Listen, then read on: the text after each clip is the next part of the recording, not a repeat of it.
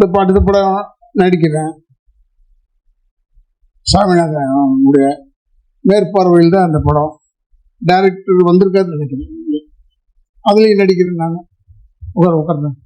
நீ நின்னா கூட தெரிய மாட்டேடா, என்னடா இது. அதனால இந்த படம் நல்லா ஓடுது, நல்லா ஓடணும்.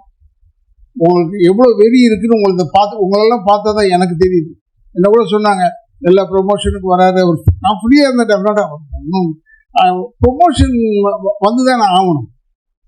ஏன்னா ஒரு கார்ன்றது யூ நீட் ஸ்டியரிங் தேவைப்படும். ஸ்டியரிங் இல்லைன்னா கார் முழுமையாகாது. அது மாதிரி every aspect you must have.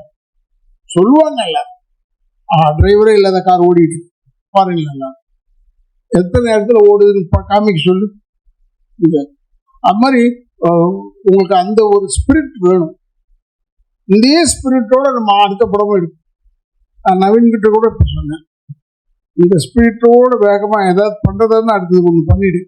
ஏன்னா சினிமாவில் மட்டும் படுக்கும்போது கூட கால் ஆட்டிக்கிட்டே தூங்கணும்.